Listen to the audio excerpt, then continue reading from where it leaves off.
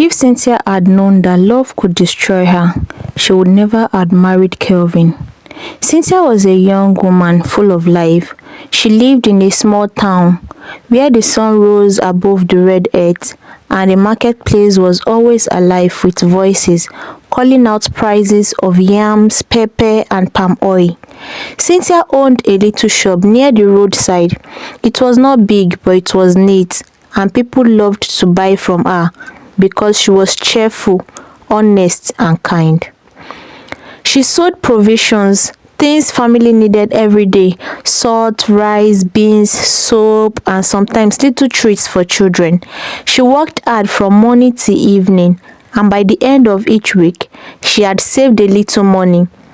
Life was not rich, but it was steady, and Cynthia was proud of what she had built.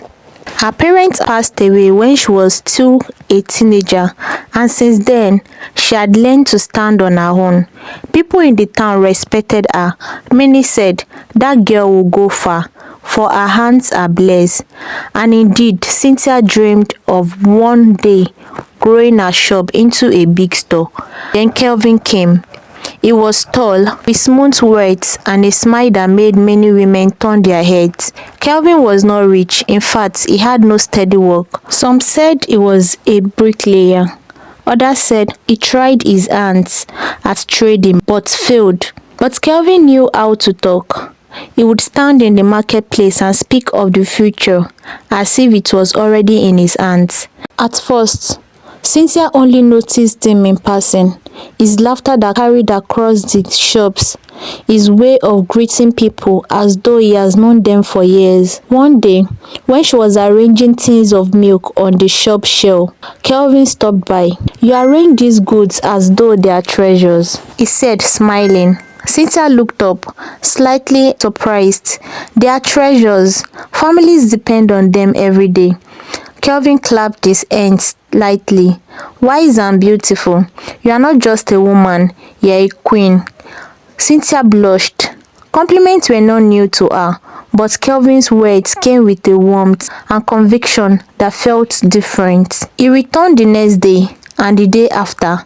Sometimes he bought small things he didn't need, like soap, biscuits, even a single candle, just to talk to her.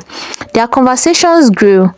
Kelvin told her stories about his dreams, how he would build a company, how he would make enough wealth to send his children to the best schools.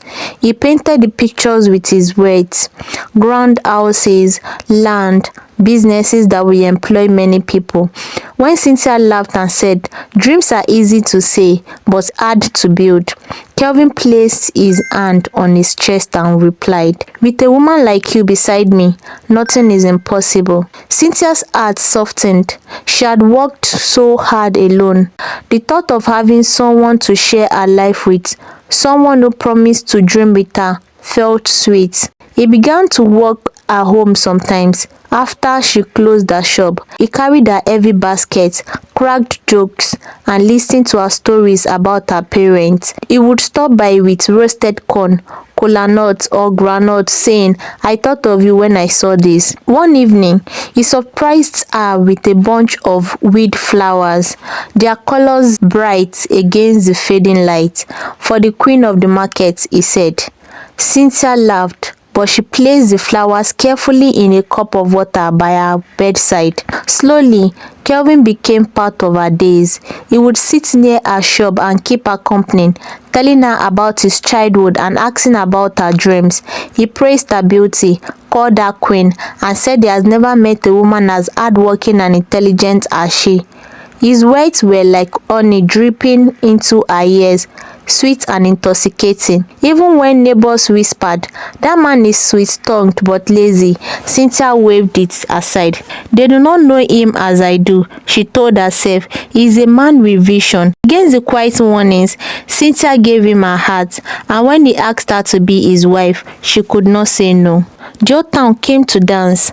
Drums beat, women sang, children clapped their hands. Cynthia wore white, and her smile was brighter than the morning sun.